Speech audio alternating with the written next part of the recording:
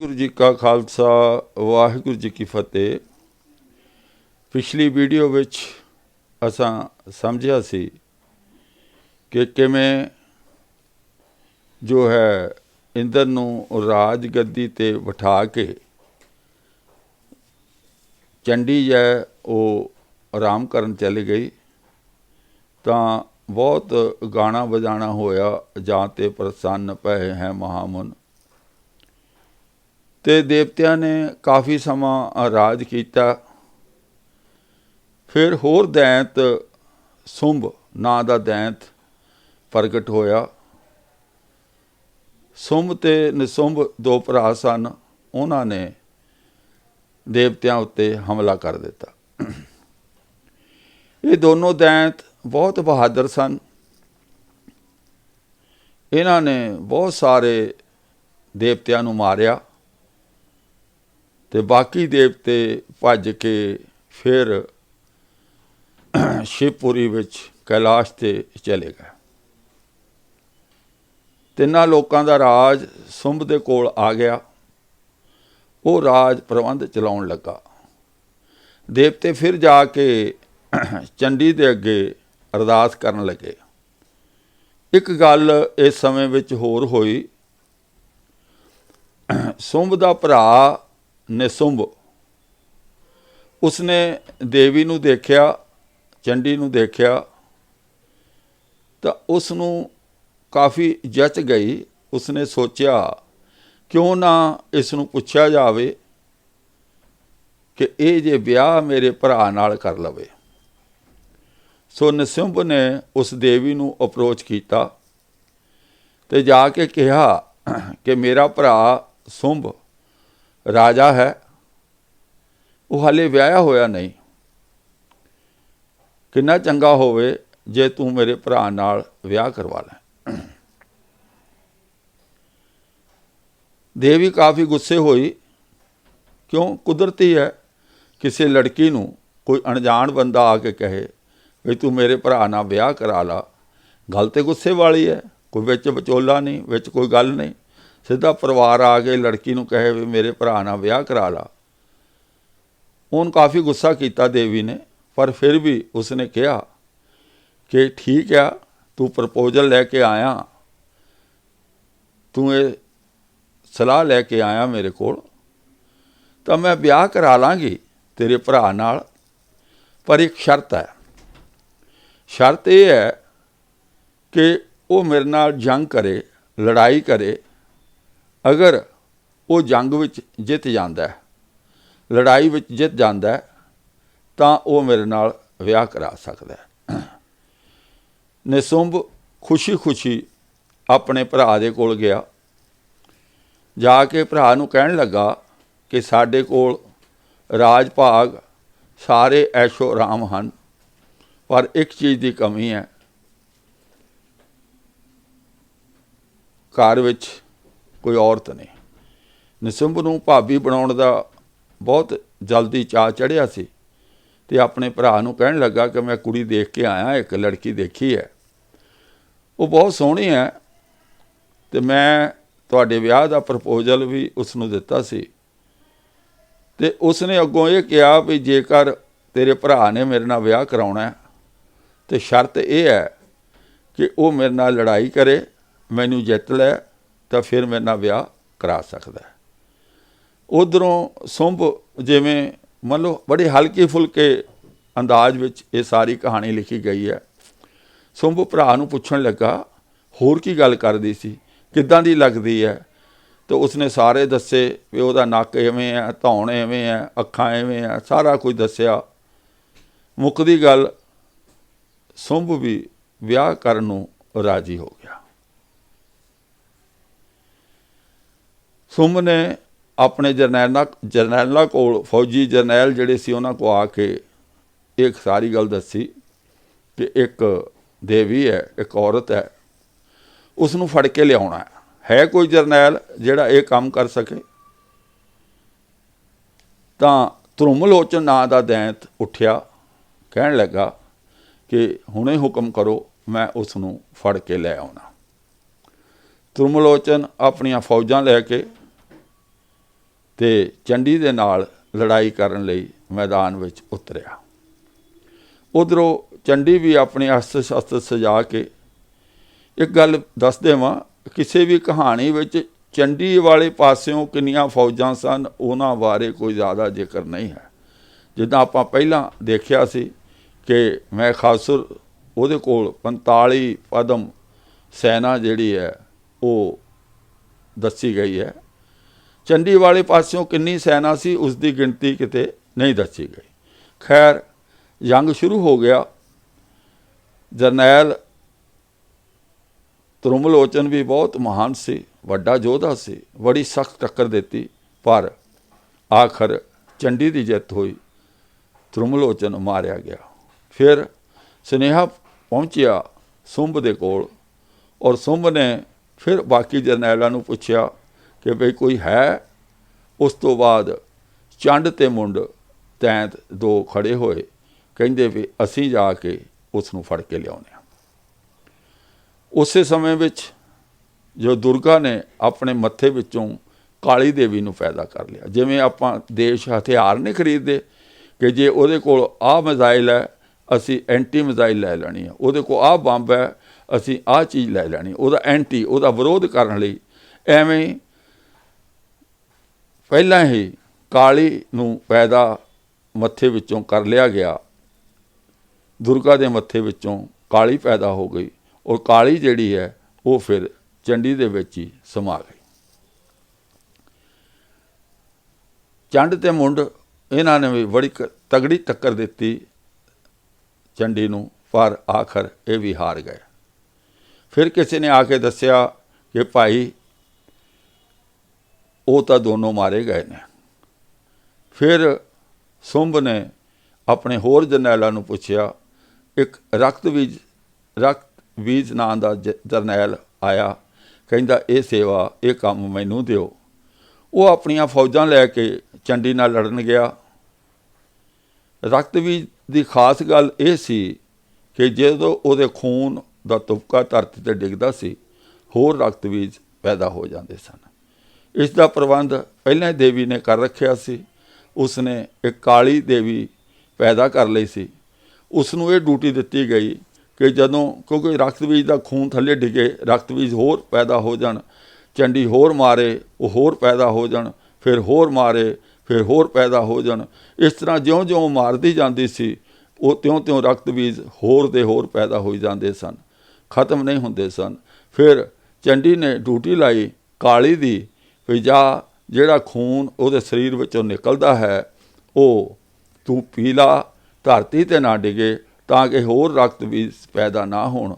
ਇਸ ਤਰ੍ਹਾਂ ਕਰਕੇ ਜਿੰਨਾ ਖੂਨ ਰਕਤਬੀਜ ਦਾ ਡਿੱਗਿਆ ਉਹ ਸਾਰਾ ਕਾਲੀ ਨੇ ਪੀ ਲਿਆ।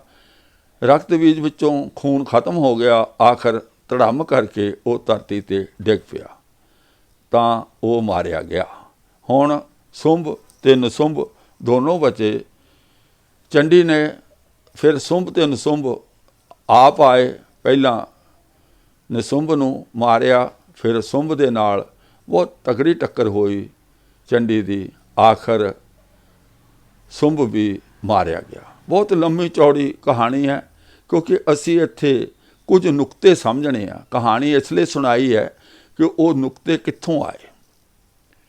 ਜਦੋਂ ਸੁੰਭ ਵੀ ਮਾਰਿਆ ਗਿਆ ਤਾਂ ਫਿਰ ਚੰਡੀ ਦੀ ਜਿੱਤ ਹੋਈ, ਦੇਵਤਿਆਂ ਦੀ ਜਿੱਤ ਹੋਈ। ਉਸ ਵੇਲੇ ਜਿਹੜਾ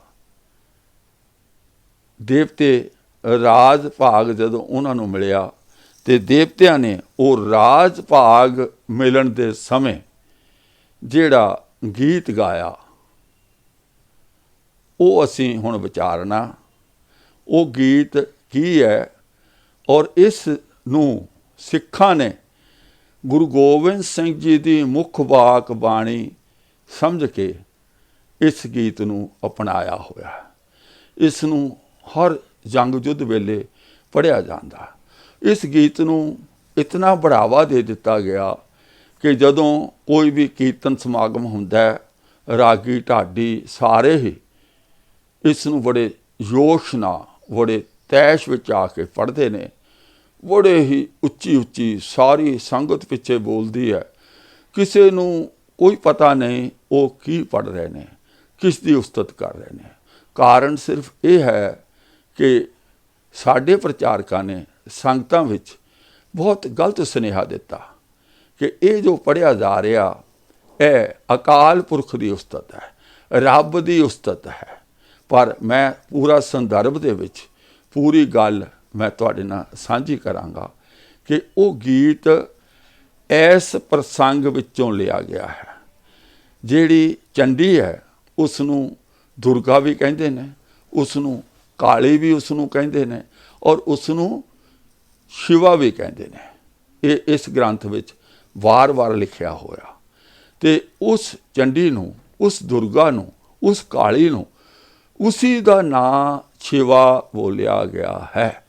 मैं मूल बाणी पढ़ांगा जो रचना इस ग्रंथ विचों है, फिर मैं उस दे तुहानूं अर्थ दसांगा। वो अर्थ जिहड़े डॉक्टर रतन सिंह जग्गी ने ते उन्हां दी धर्म पत्नी डॉक्टर गुरशरण कौर उन्होंने कीते हन। तो आओ ये शब्द किहड़ा है? दे शिवा वर मोह ए है, शुभ कर्म ते कबहू ना डरूं, ना डरूं और सो जब जाए लरूं, निश्चय कर अपनी जीत करो। और सिखो अपने ही मन को, ये लालच हो गुण तो उचरो, जब आप की औध निधान बने, अत ही रण में तब जूझ मरो। यह जिहड़ा शब्द है इसनूं बहुत ढोलकियां बाजे छैने लैके पढ़िया जांदा और सिख संगतां इन्नियां जोश विच आउंदियां हन कि रहे रब दा नाम। किसी नूं कुछ पता नहीं, क्योंकि साडे प्रचारकां ने तां दसना ही नहीं। यह शब्द ते माया बहुत आउंदी है। अखीर दे विच पढ़दे आ, उदों वे संगतां गर्मा गर्मी च बहुत माया दे गफे दिंदियां। आओ इस दे असीं अर्थ पढ़ते हैं। हे शिवा, मैनू ये वर दे कि मैं शुभ कर्मां नूं करनों ना टलां, जदों वैरी नाल रण भूमि विच जा के लड़ां, तां जरा ना डरां अते निश्चय ही अपनी जित प्राप्त करां, अते अपने मन नूं सिक्ख्या देवां कि मैनू सदा ये लालच बनिया रहे कि मैं तेरे गुणां नूं उचारदा रहां, अते जदों उमर दा अंतम समां आ जाए तां अत दे युद्ध विच लड़दा होया मर जावां। चंडी चरित्र कविता विच कथन कीता है। ये सारी कविता रौदर रस विच लिखी है। एक तो एक उक्ति रस भरपूर है अते आदि तो अंत तक पैरां दे नौहां तो सिर दी चोटी तक ये उपमा नवी है। कवि ने मानसिक विलास लई एक काव रचना कीती है। सत सई दी ये पूरी कथा वर्णित है। इस मनोरथ लई कोई पुरुष जिस मनोरथ लई कोई पुरुष इस रचना नूं पढ़े अते सुनेगा, उसनूं अवश्य ही देवी ओ वर प्रदान करेगी। देवी वर प्रदान करेगी। ये देवी दी ना ते रचना रची गई है। ये देवी दी उस्तत है, देवी दी वडियाई है। शिवा कोई रब नहीं है, शिवा देवी दा नाम है, शिवा ही चंडी दा नाम है। ए बड़ा ही स्पष्ट सारा कुछ लिखिया होया है। अगे सुनो,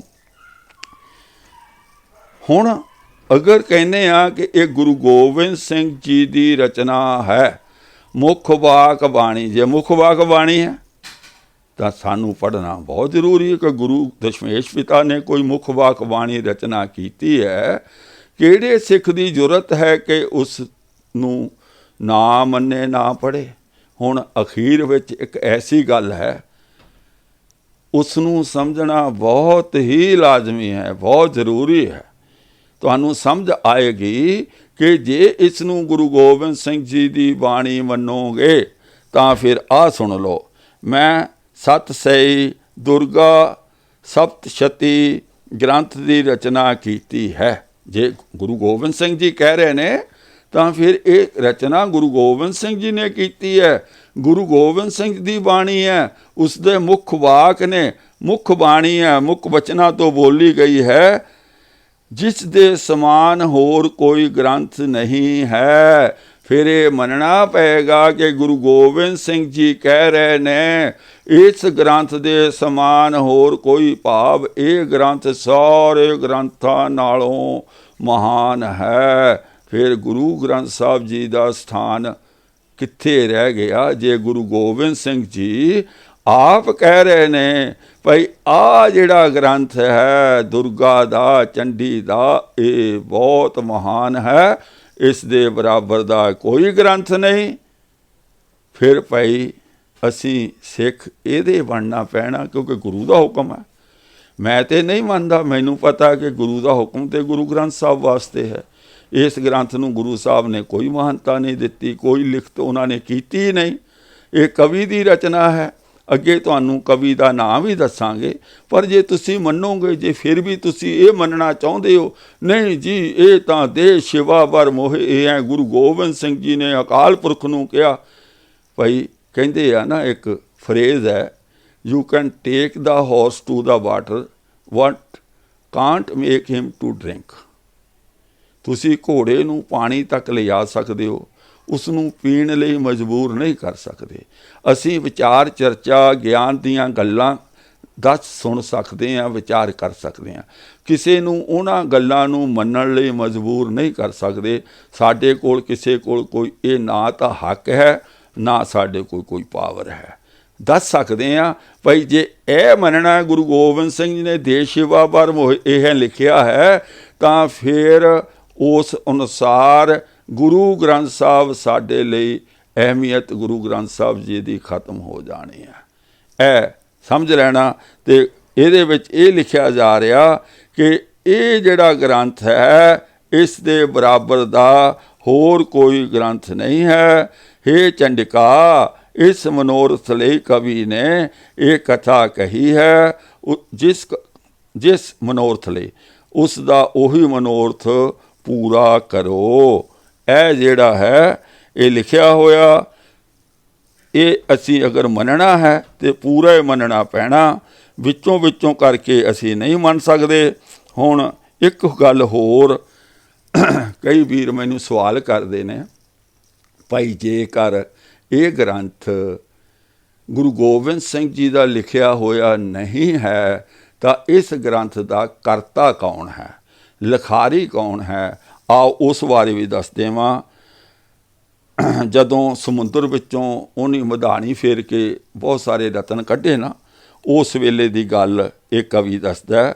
रतन अते उप रतन गिण के हुण धातां गिणदा हाँ, सारियां धातां कह के फिर उप धातां कहांगा। अपनी बुद्धि अनुसार श्याम कवि उन्हां सबना दे नाम धरदा है।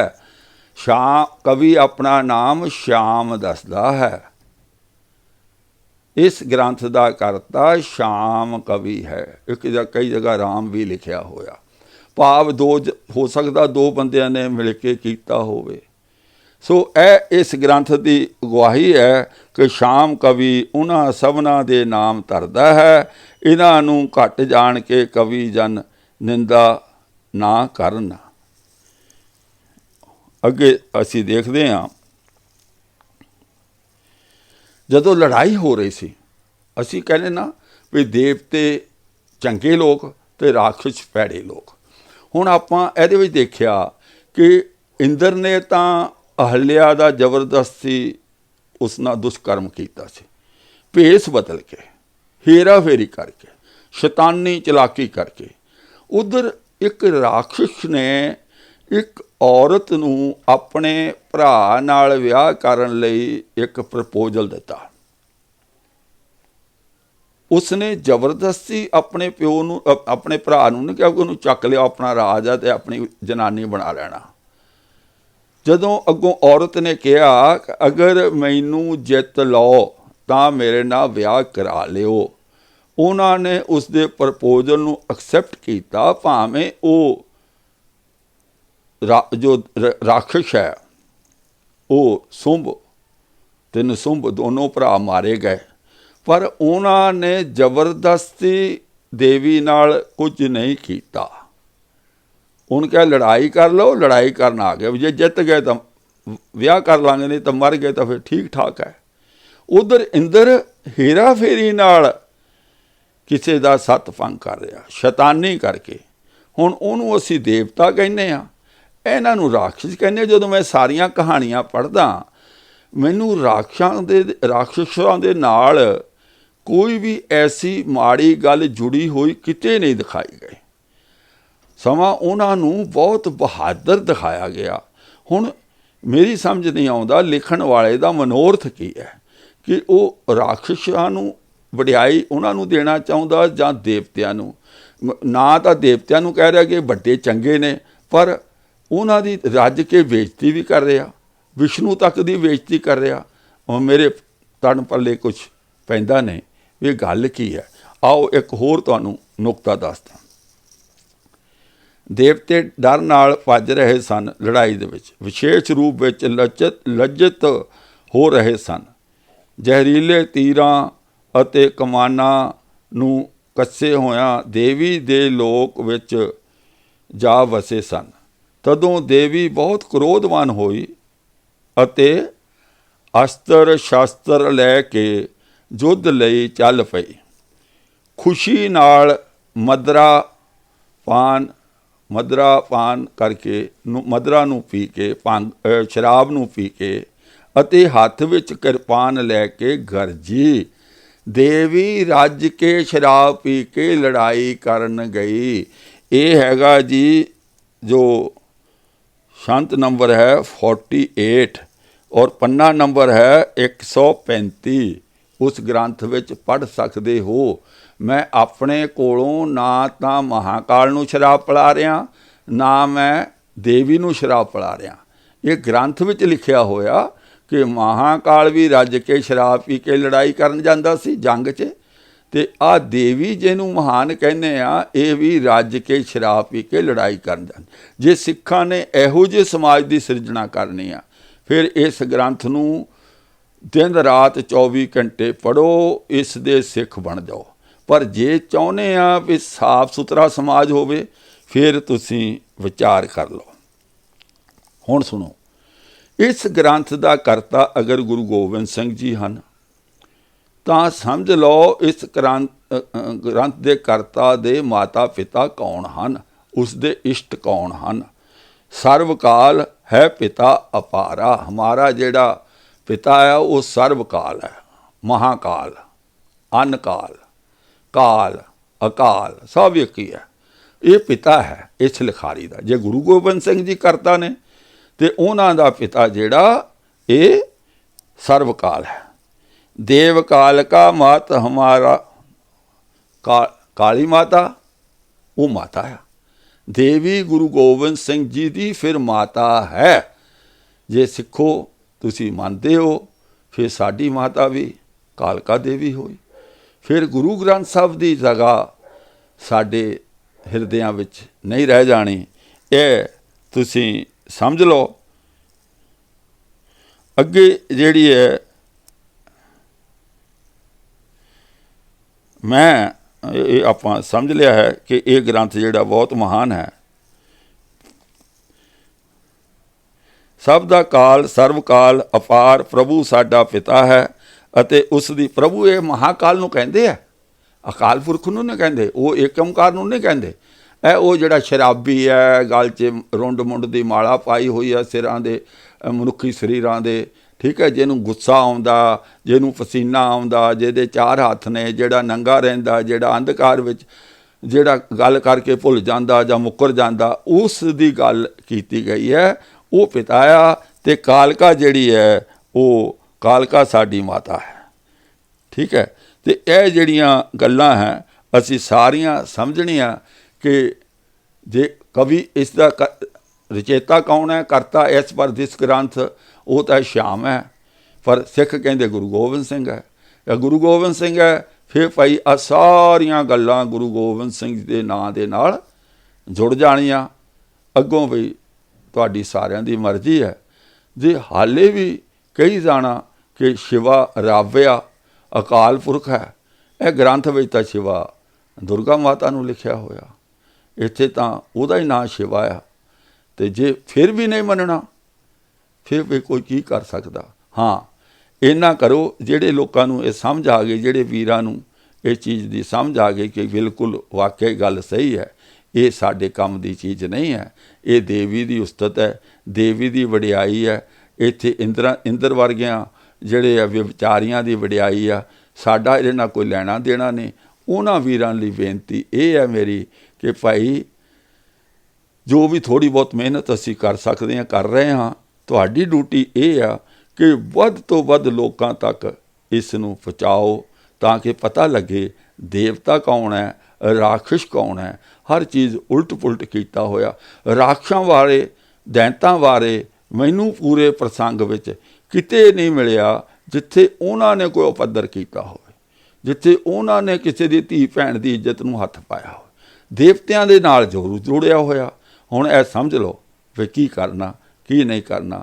ਅੱਜ ਦੀ ਵਿਚਾਰ ਇੱਥੇ ਸਮਾਪਤ ਕਰਦੇ ਹਾਂ। ਵਿਚਾਰ ਕਰਦੇ ਹਾਂ ਕਈ ਤਰ੍ਹਾਂ ਦੀਆਂ ਫੁੱਲਾਂ ਗਲਤੀਆਂ ਹੋ ਗਈਆਂ ਹੋਣਗੀਆਂ। ਸੰਗਤ ਬੇਨਤੀ ਹੈ ਕਿ ਬਖਸ਼ ਲੈਣਾ। ਅੱਗੇ ਤੋਂ ਕੋਸ਼ਿਸ਼ ਕਰਾਂਗੇ ਕਿ ਗੁਰਮਤਿ ਅਨੁਸਾਰ ਸਹੀ ਵਿਚਾਰਾਂ ਕਰੀਏ। ਆਓ ਫਤਿਹ ਬੁਲਾਈਏ।